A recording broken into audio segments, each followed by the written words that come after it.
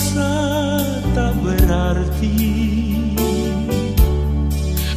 jalan dengan tanpa harapan,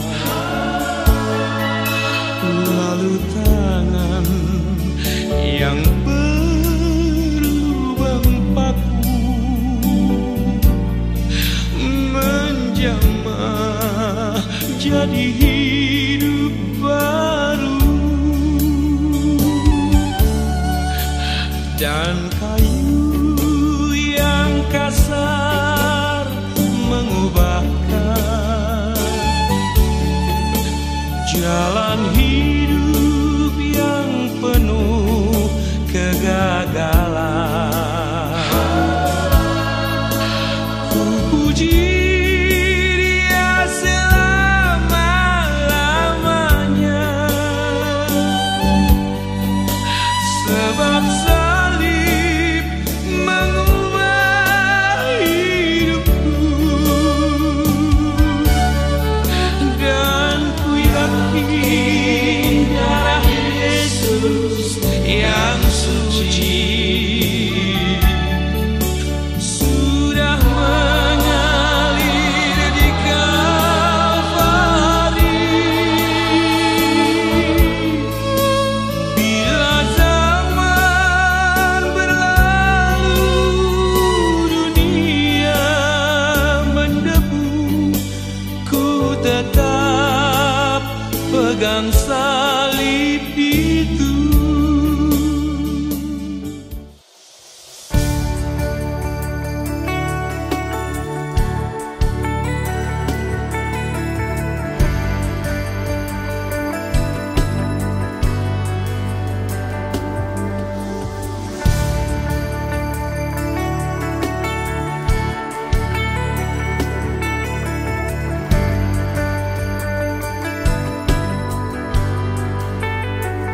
Ku kagumi caramu mencintaiku, kau ada di cerita proses hidupku.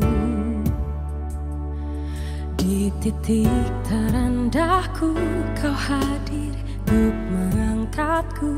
Ku tahu kau tak menyerah akan hidupku. Ku kagumi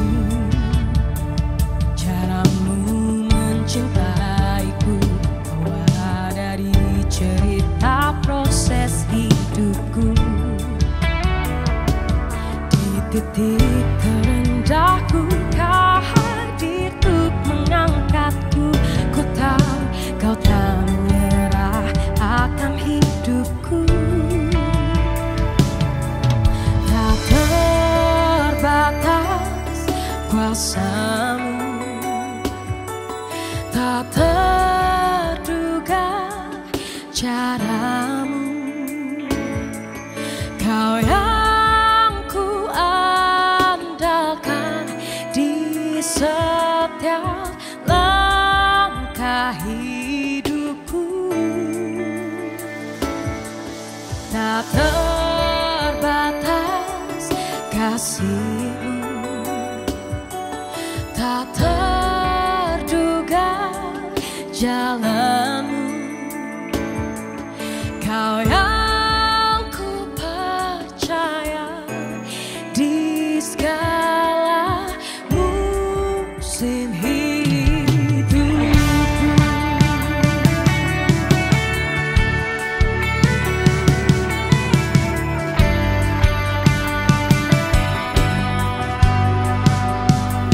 Ku kagumi caramu mencintaiku, kau ada di cerita proses hidupku. Di titik terendahku kau hadir untuk mengangkatku. Ku tahu kau tak menyerah akan hidupku. Tak terbatas kuasa-Mu, tak terduga caramu, kau yang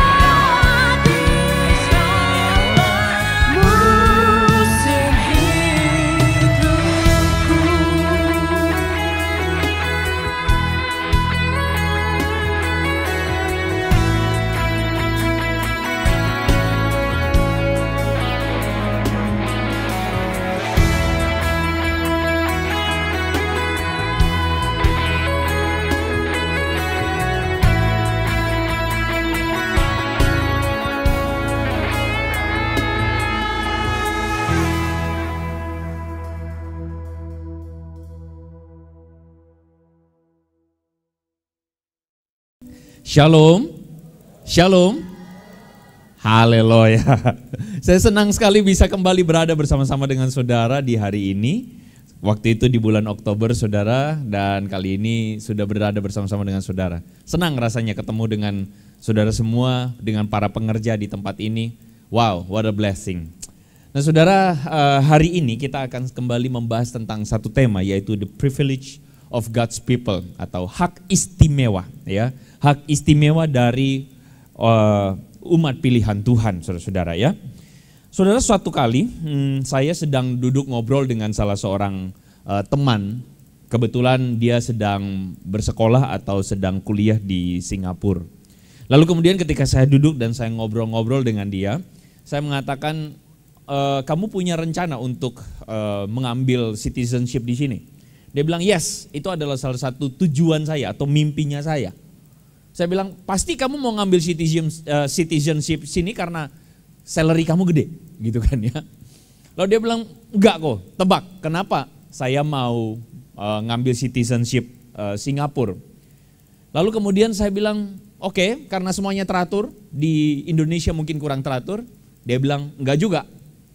Tujuan utama saya, kata dia, untuk mengambil citizenship di sini adalah karena saya pengen dapat paspor Singapura. Saya bingung, hah? Pengen dapat paspor Singapura? Lalu dia bilang begini, kok alasannya simple. Paspor Singapura adalah paspor yang paling powerful sedunia. Saya nggak paham tuh saudara-saudara. Powerful apanya ya? Kalau saudara lihat di depan, saudara buka ngecek sebuah website namanya The Hanley Passport Index, saudara cek aja. Nanti saudara akan ketemu bahwa di situ diurutkan paspor itu punya kekuatan. Atau powerfulnya paspor itu saudara-saudara, itu punya urutannya. Dan diurutkan berdasarkan apa? Berdasarkan kalau saudara pemegang paspor tersebut, saudara bisa datang ke berapa negara dengan gratis, bebas visa. Indonesia, paspor Indonesia itu berada pada urutan 66. Karena kita bebas visa itu 78 negara. Tapi Singapura saudara-saudara itu berada di urutan nomor 1 karena dia bebas, atau seorang pemegang paspor Singapura itu bisa datang ke 194 negara tanpa bayar. Jadi teman saya ini, saudara-saudara, dia ingin punya paspor Singapura karena dia pengen jalan-jalan, saudara-saudara. Tujuannya adalah jalan-jalan gratis, tidak usah bayar paspor. Next. Saudara, saya jadi berpikir, wah enak juga ya kalau punya paspor Singapura. Ya, enak juga ya, meskipun tidak berarti kalau begitu harus pindah warga negara. Saya sih bukan itu tujuan saya. Tapi saya pikir kalau seorang mempunyai paspor atau pemegang paspor Singapura, dia punya yang namanya privilege. Ya, boleh next slide-nya. Dia punya sebuah privilege untuk apa? Punya sebuah hak istimewa karena dia adalah pemegang paspor Singapura, maka dia bisa datang ke 194 negara tanpa bayar. Dan itu disebut sebagai hak istimewa. Saudara tidak bisa menuntut kalau saudara pegang paspor Indonesia misalnya, saudara datang lalu sebenarnya saudara menuntut saya mau gratis, tidak bisa. Saudara harus bayar karena itu sudah ketentuannya demikian. Saudara, saya jadi berpikir, kenapa saya menceritakan cerita ini? Saya jadi berpikir bahwa tahukah saudara, sebagai umat Tuhan, sebagai umat Bapa kita Yahweh, kita tuh memiliki yang namanya hak istimewa. Katakan sama-sama dengan saya, hak istimewa. Kita memiliki yang namanya hak istimewa sebagai umat Tuhan. Bukan untuk kemudian membesarkan diri atau membusungkan dada kita, lalu kemudian menyombong-nyombongkan diri lalu mengatakan, wah kita ini punya hak istimewa. Bukan, tetapi hak istimewa kita dijelaskan di dalam satu tulisan Paulus, Rasul Paulus, yaitu dalam Roma pasal 5 ayat 1 sampai 2. Saya mengajak kita membaca bagian firman Tuhan ini bersama-sama saudara-saudara ya. 1, 2, 3. Jadi kita yang dibenarkan oleh iman telah berdamai dengan Elohim di dalam Tuhan kita Yesus Kristus. Melalui Dia kita memperoleh jalan masuk ke dalam anugerah oleh iman, di mana kita berdiri tegak dan bersukacita di dalam pengharapan akan kemuliaan Elohim. Saudara-saudara, dalam bagian firman Tuhan ini, saudara dijelaskan dengan sangat kuat sekali, next, saya memberikan sebuah penekanan di situ, saudara bisa melihat ada warna kuning di sana. Jadi kita yang dibenarkan oleh iman telah berdamai dengan Elohim di dalam Tuhan kita Yesus Kristus. Saya tertarik dengan bagian ini. Mari kita explore lebih lanjut ya saudara ya. Next. Kita dibenarkan di dalam iman dan berdamai dengan Elohim. Apa maksudnya?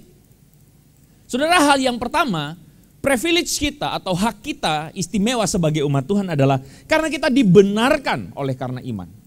Kita itu berdamai akhirnya dengan Elohim. Ini menurut apa yang ditulis di dalam Roma pasal 5 ayat yang pertama. Saudara, kenapa ini menjadi privilege buat kita? Next. Saudara, ada seorang konten kreator, dia membuat konten di sosial media. Lalu kemudian belakangan ini sempat muncul tentang satu perspektif yang menurut saya menggambarkan sekali apa yang ada dalam pikiran banyak orang tentang kekristenan. Salah satunya saudara bisa lihat di layar tersebut dikatakan, lu bisa hidup seenaknya, berdosa terus percaya Tuhan masuk surga. Lalu dia tambahkan di bawah, secara konsep kan gak seperti itu. Maksudnya adalah seharusnya gak begitu. Nah ini menarik saudara-saudara. Ketika kita dikatakan di dalam kekristenan kita itu dibenarkan oleh karena iman, privilege kita itu karena kita dibenarkan, kita mendapatkan hak itu karena kita dibenarkan oleh karena iman. What is iman? Apa itu iman? Kebanyakan orang mendangkalkan arti kata iman dengan seperti ini. Percaya Tuhan Yesus masuk surga. Betul begitu bukan? Kita berpikir percaya Tuhan Yesus masuk surga. Pandangan populernya adalah, oh kita percaya aja sama Tuhan. Percaya aja sama Yesus. Lalu kemudian kita akan masuk surga. Sehingga banyak orang di luar sana, mohon dikembalikan ke slide tadi. Sehingga banyak orang di luar sana kemudian berpikir bahwa wah jadi orang Kristen itu enak ya. Kenapa enak? Percaya aja sama Tuhan Yesus, nanti masuk surga. Apakah sesimpel itu? Apakah sesederhana itu? Banyak orang yang kemudian mencoba lebih kritis lagi mengatakan, oh kalau percaya Yesus doang, lalu kemudian melakukan dosa, bagaimana? Oh tenang, sudah dibenarkan, sudah diampuni semuanya. Ada orang yang akhirnya mengabuse itu bahasa Indonesianya apa ya? Ya udahlah saudara paham ya maksud saya ya. Ada orang mengabuse akhirnya kekristenan dengan kemudian mengatakan Kristen itu mengajarkan yang penting percaya Yesus. Terserah kamu melakukan dosa apapun terserah kamu. Itu salah betul. Nah itu yang saya katakan pandangan populer tentang jalan keselamatan. Karena saudara-saudara saya secara pribadi harus mengakui di hadapan saudara. Itulah yang dahulu saya percaya. Saudara, sebagai seorang yang tumbuh besar dalam keluarga Kristen, ikut ke gereja, melayani, aktif di persekutuan doa saudara-saudara di sekolah, saya tumbuh besar menjadi seorang yang belajar untuk mengasihi Tuhan, belajar untuk mengasihi Tuhan. Tapi di saat yang sama saya belajar untuk dasar-dasar kekristenan. Dan disitulah saya menemukan bahwa ada sebuah kebingungan saudara-saudara. Apakah kita percaya Yesus doang, lalu kemudian masuk surga, ataukah kita mesti berbuat baik? Kadang-kadang kita susah menemukan posisi berbuat baiknya di mana kalau begitu. Percaya doang. Saudara-saudara, ini adalah pandangan yang kadang-kadang saudara kita sebagai orang Kristen tidak cukup memahaminya dengan clear. Nah hari ini ketika saya diberikan tema hak istimewa dan nats yang saya ambil ini, saudara saya berpikir Tuhan ingin bicara sama kita dan Tuhan ingin kasih tahu sama kita. Bagaimana seharusnya kita memandang yang namanya privilege atau hak istimewa menemukan jalan keselamatan itu. Kita kembali ke slide ini saudara-saudara. Jadi benarkah demikian kita itu lalu kemudian percaya Yesus masuk surga? Next. Nah saya memulai dengan sebuah pertanyaan yang kritis seperti ini. Saudara-saudara, kalau iman itu adalah cuman percaya ada Tuhan Yesus, maka pertanyaan saya, orang non-Kristen bisa percaya tidak ada Tuhan Yesus? Percaya nggak? Percaya. Saudara, satu kali saya ketemu dengan seorang bapak, lalu kemudian saya salaman, lalu kemudian bapak tersebut mengatakan, waduh Pak, Bapak tadi khotbah bagus sekali. Oh iya, baik. Bapak udah lama di sini, saya tanya kepada Bapak tersebut. Oh saya baru datang Pak, kebetulan saya lagi datang ketemu Bapak, saya pikir saya mau diskusi sama Bapak. Oke, saya bilang, Bapak emangnya dari dulu gerejanya di mana? Oh saya gereja pindah-pindah. Bahkan agama saya adalah Chris Butlam. Sudah tahu Chris Butlam? Saya waktu dengar, hah? Apa? Chris Butlam. Kristen, Buddha dan Islam. Saya jadi bingung, loh jadi maksudnya, iya Pak saya percaya semua agamanya. Saya percaya agama 3 ini yang paling benar, jadi saya percaya semuanya. Oh wow, saudara saya tidak lanjutkan diskusi saya dengan Bapak ini, tapi gambaran dari Bapak ini adalah gambaran yang menunjukkan kepada kita bahwa percaya adanya Tuhan Yesus itu bukan cuma orang Kristen, setuju? Sekarang saya tanya, kalau ada orang lain yang bukan di dalam kekristenan, agamanya lain deh, tapi dia percaya ada Tuhan Yesus, berarti dia beriman pada Yesus atau tidak? Dia beriman pada Tuhan Yesus atau tidak? Oke, saya masukkan lagi ke lebih dalam. Iblis percaya tidak ada Tuhan Yesus? Percaya. Iblis diselamatkan tidak?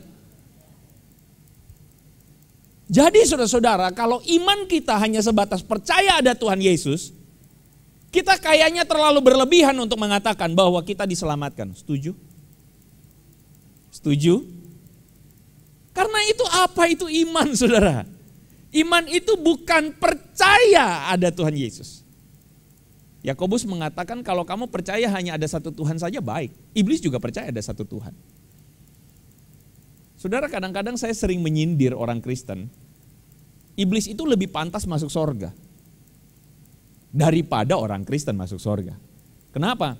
Karena ketika datang ketemu Tuhan aja, kalau saudara baca dalam perumpamaan, saudara baca dalam kisah di Gerasa, iblis ketemu Tuhan Yesus, apa yang iblis lakukan?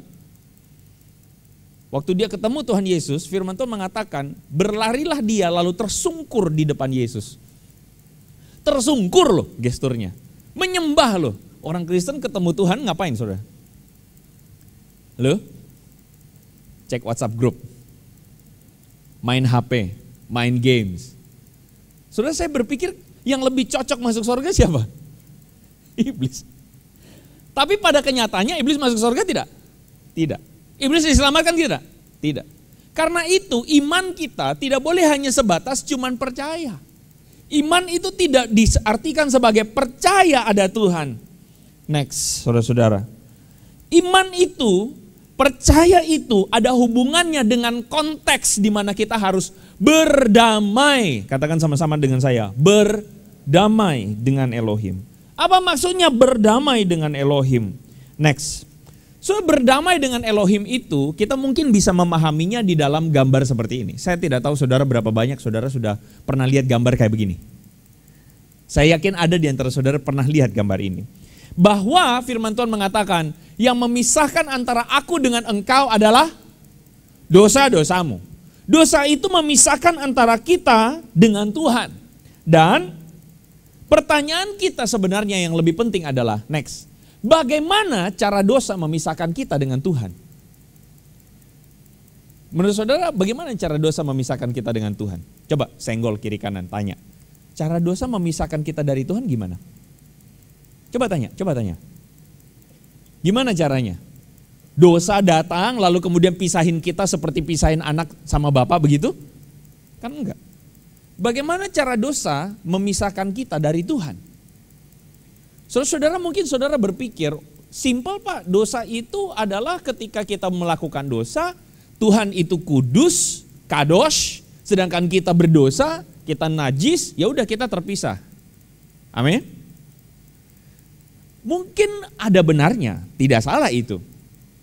Tapi saya mau tanya, dosa apa yang paling susah, paling berat saudara? Dosa apa yang paling berat? Menghujat Roh Kudus. Saudara, ini tanda banyak baca Alkitab nih ya. Tapi saya mau tanya dulu, apa itu menghujat Roh Kudus? Apakah itu menghujat atau memaki-maki Roh Kudus? Tidak, saya rasa. Firman Tuhan tidak sedang mengajarkan memaki Roh Kudus. Saya kira bukan itu maksudnya. Saudara, apa dosa yang paling berat? Dosa yang paling berat adalah ketika mungkin saudara berkata, oh dosa yang paling berat itu membunuh, berzina, mencuri, mengucapkan saksi dusta. Betul ya? Saudara, betul, itu adalah dosa. Dan lebih tepatnya firman Tuhan mengatakan itu adalah buah dari dosa. Buah itu dimunculkan dalam perbuatan. Amin. Itu buah dari dosa. Tapi dosa yang paling berat itu sebenarnya ada di hati. Dosa yang paling berat itu adalah ketika kita merasa bahwa kita tidak membutuhkan Tuhan. Dan kita merasa kita cukup baik-baik saja. Itu dosa yang paling berat. Saudara setuju nggak dengan saya? Esensi dari dosa itu adalah memisahkan antara kita dengan Bapa. Memisahkan antara kita dengan Tuhan. Memisahkan kita dengan pribadi yang menciptakan kita itu. Esensi dosa itu adalah membuat kita terpisah. Dan cara membuat terpisah itu cuma dua. Yang pertama, konfrontasi langsung lawan. Dan cara yang kedua adalah diem-diem, kelihatan baik-baik saja, tapi tidak lagi mengasihi Tuhan. Berapa banyak orang Kristen hari ini saudara-saudara yang mengaku percaya kepada Tuhan, tapi tidak mengasihi Tuhan. Next. Saudara pernah ketemu nggak perumpamaan ini? Bagaimana ada orang tinggal serumah, bersama-sama, tapi saudara menemukan bahwa mereka tidak lagi sehati. Ketika masing-masing sudah cuman peduli dengan dirinya sendiri. Serumah sih, tapi tidak lagi sehati.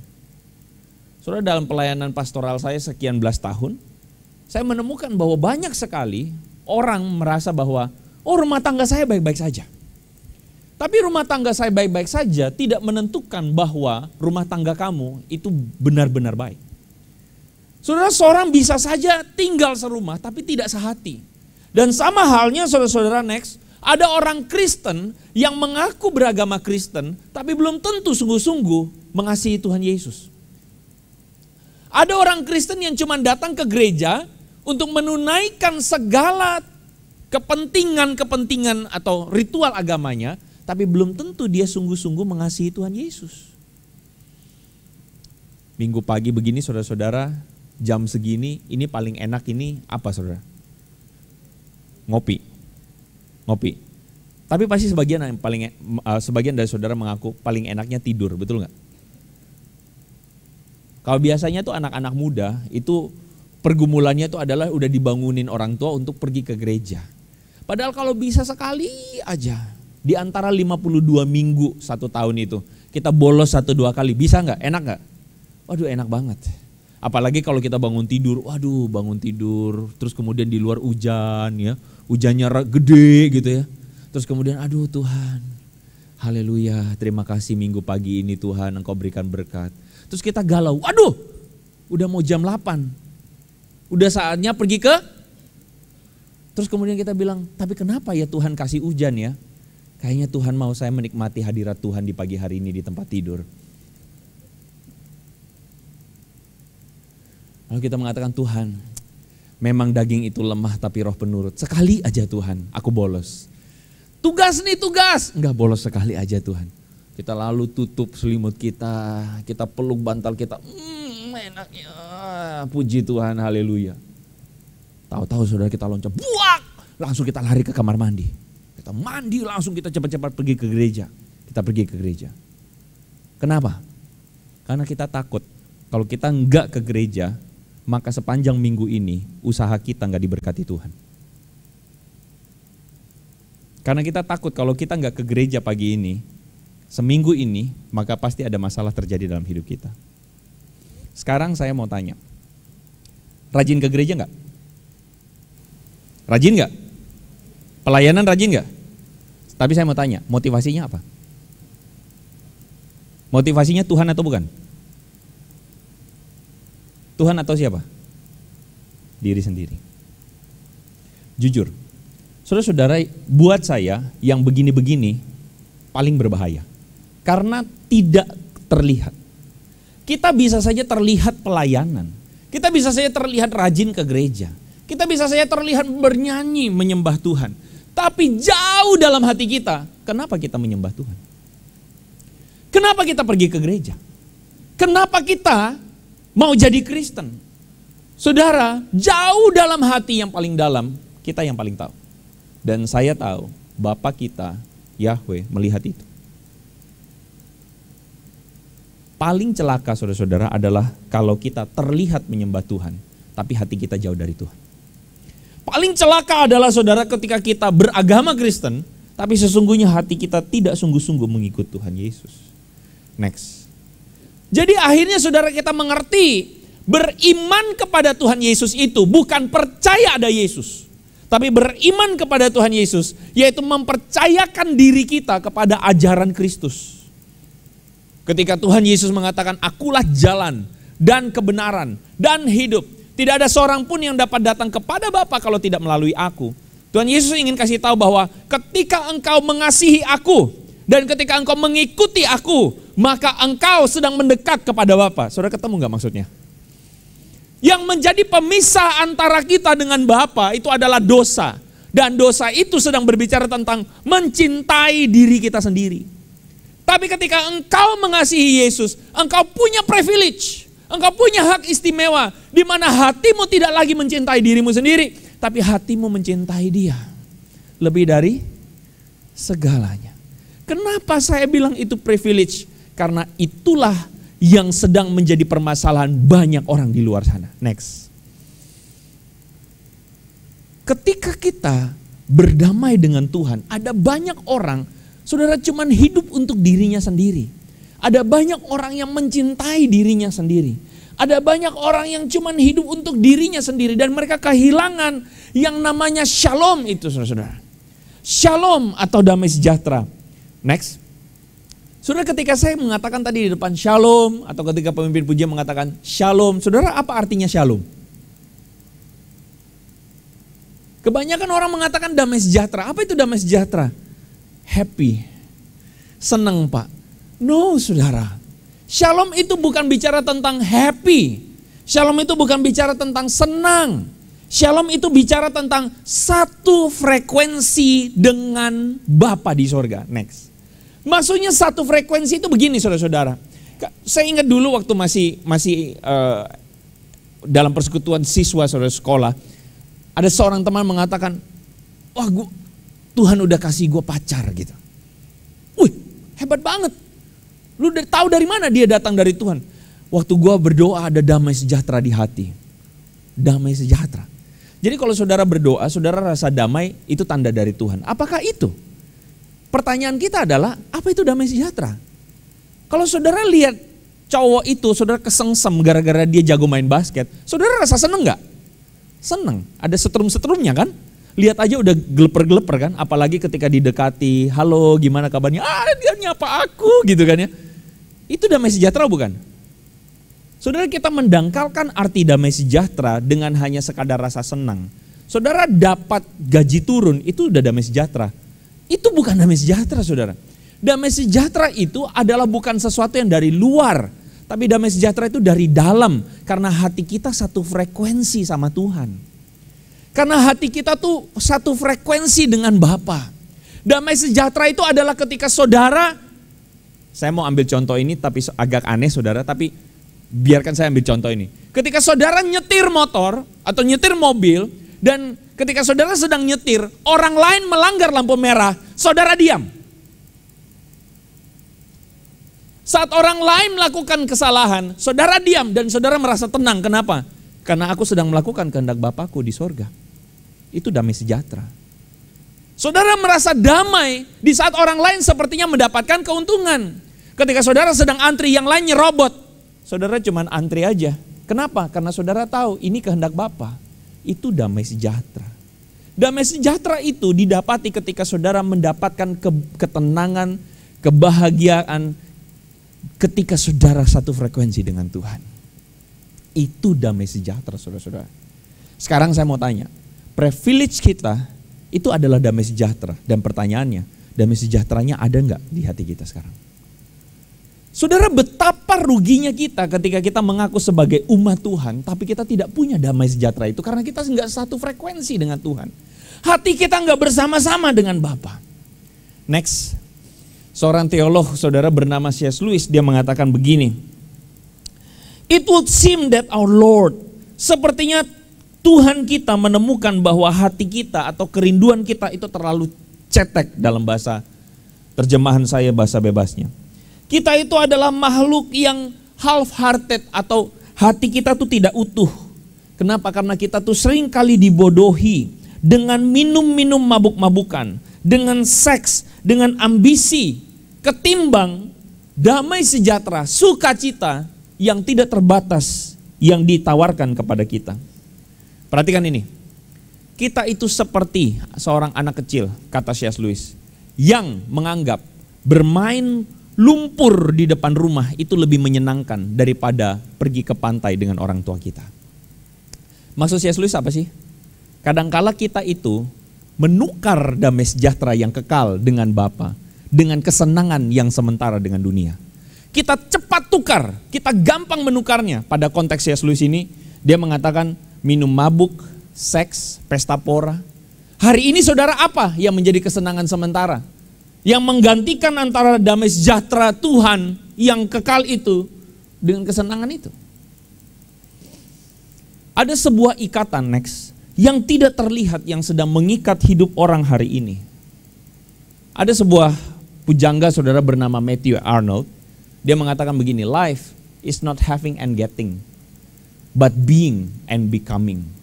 Hidup itu bukan soal masalah mendapatkan sesuatu, tetapi menjadi siapa. Saudara, hari ini banyak orang sedang terjebak dengan ingin mendapatkan ini dan itu. Kalau dulu ada sebuah lagu namanya lagu Doraemon, saudara. Aku ingin begini, aku ingin begitu. Betul?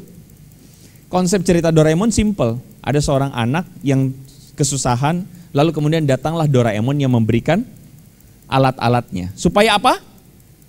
Supaya dia ditolong. Pertanyaan saya, anak tersebut, Nobita itu, jadi seorang yang baik atau enggak? Tidak. Malah dia tergantung dan manja kepada Doraemon karena dia ditolong terus. Dia tidak dilatih menjadi dewasa, tapi dia terus-terusan menjadi seorang anak kecil karena dia begitu tergantung pada pertolongan dari luar. Pepatah ini mengatakan, hidup itu bukan mendapatkan sesuatu. Kita kadang-kadang dalam hidup, kita tuh berpikir hidup kita tidak lengkap karena kita belum dapat mobil mewah. Kita berpikir hidup kita tidak lengkap karena tetangga sebelah rumputnya lebih hijau. Kita berpikir hidup kita tidak lengkap karena kebahagiaan ada di luar sana. Padahal kebahagiaan itu ada di dalam. Kehidupan yang kekal itu ada di dalam. Tuhan itu hadir di dalam hati kita dan Dia ingin mengubahkan hidup kita menjadi lebih benar. Sebagai sebuah cerita penutup saudara-saudara, karena waktu juga. Saudara, suatu kali saya masih ingat sekali ketika saya masih kecil. Dulu itu saya sering duduk di depan rumah. Gara-gara apa saudara, di sore-sore hari jam 4, jam 5, saya suka duduk di depan rumah gara-gara saya tuh pengen diajak naik mobil oleh tetangga depan rumah. Tetangga depan rumah adalah seorang pejabat Bank Indonesia. Dan dia itu punya mobil Kijang kapsul itu loh saudara-saudara. Kijang kapsul kira-kira tahun 92-94, mobil Kijang dengan AC di dalam. Wah saudara, sebagai seorang anak di kampung, tidak ada yang lebih happy ketika saudara jalan-jalan dengan mobil yang ada AC-nya. Dan saya duduk di depan rumah tiap jam 4, jam 5, main-main pura-pura main supaya diajak naik mobil Kijang. Saya masih ingat betul. Saudara, pengalaman masa kecil saya memang saya tidak lahir di keluarga yang berkelebihan. Saya lahir di keluarga yang pas-pasan, saudara-saudara. Sehingga mobil itu bagi saya barang mewah. Jadi saudara, saya menjadi seorang yang bertumbuh besar, saya menjadi orang yang suka dan senang sekali nyetir mobil. Jadi ketika hari ini saya sudah punya mobil, saudara, saya merasa bersyukur karena saya akhirnya bisa punya mobil dengan AC di dalamnya. Gitu. Saudara mungkin menganggap saya kayak bocil ya saudara saya. Mohon maaf, tapi saya bersyukur tiap kali saya nyetir mobil. Nah saudara, suatu kali ketika saya sedang nyetir mobil, tiba-tiba di depan saya itu ada emak-emak, berapa waktu yang lalu ada emak-emak yang sen kanan belok kiri pakai Scoopy. Saya nggak usah lanjutin saudara-saudara ya. Di depan saya dan saya kaget setengah mati. Terus kemudian disitulah saya mohon maaf.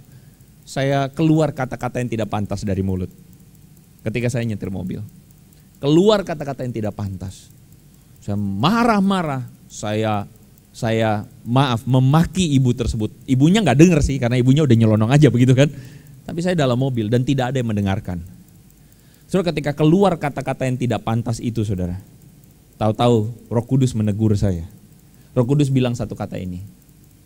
Andre, would you do the same kalau ada anak kamu duduk di samping kamu?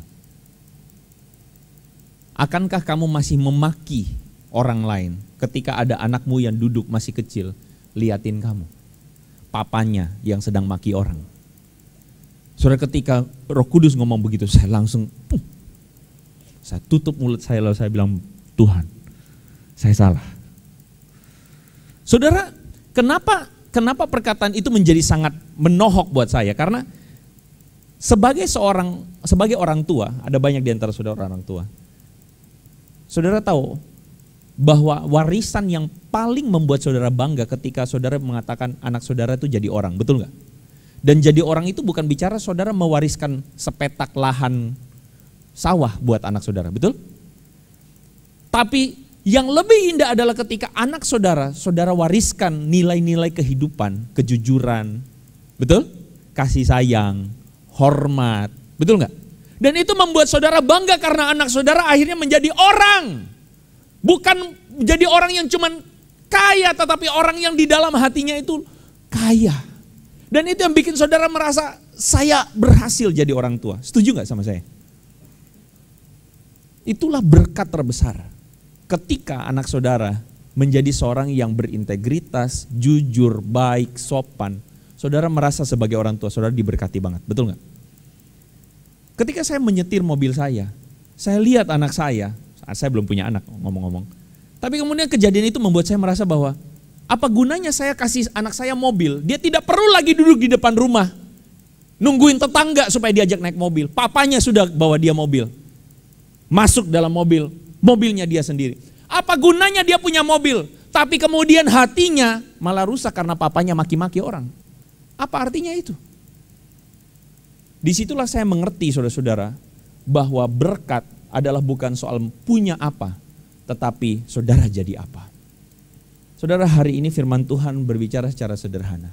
It's about privilege. Di luar sana ada begitu banyak orang beragama.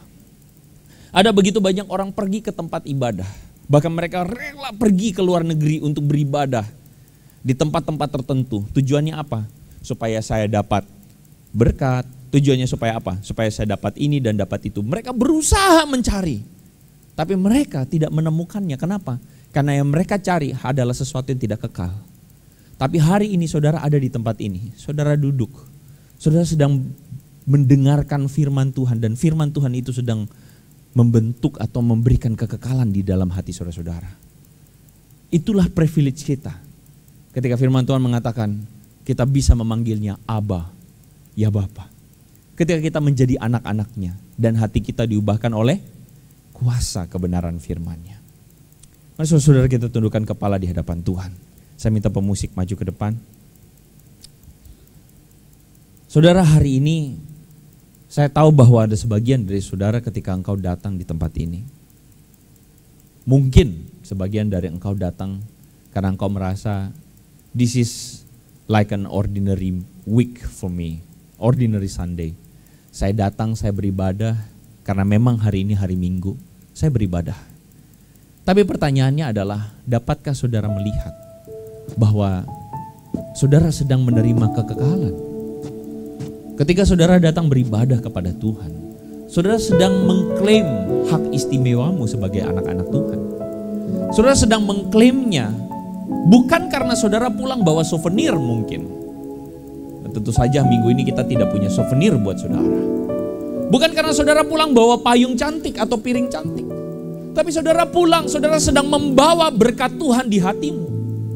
Saudara sedang membawa kekekalan di hatimu sebagai anak-anak Bapa. Keselamatan yang Tuhan berikan itu tidak didapati di luar sana. Mereka tetap hidup jauh dari Tuhan meskipun mereka seperti orang beragama. Mereka hidup untuk dirinya sendiri. Mereka hidup untuk hawa nafsunya. Tapi saudara sedang hidup mengarahkan hatimu kepada Tuhan. Dan saudara sedang bawa pulang sesuatu. Hak istimewa kita adalah ketika kita menjadi anak-anak Bapa yang diubahkan hari terus demi hari. Maukah saudara mengharapkan itu? Mari kita tundukkan kepala di hadapan Tuhan. Kami datang padamu Bapa, karena kami dibenarkan. Bukan karena hebat kami dan bukan karena kuat kami. Bukan karena kami sanggup untuk menjadi orang baik atau kami sanggup untuk menjadi orang kudus, bukan. Tapi semua karena kasih karunia-Mu Tuhan.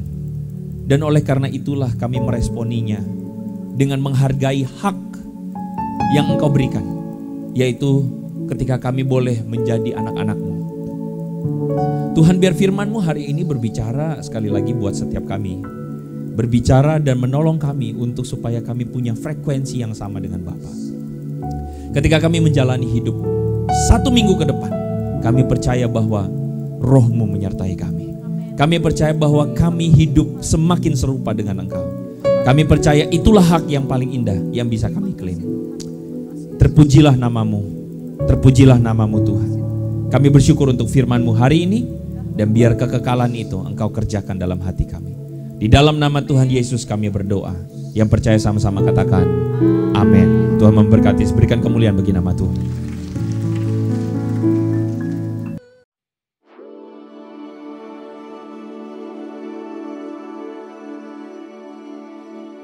Hidupku ada di tangan-Mu, Kau beri rancangan yang terindah.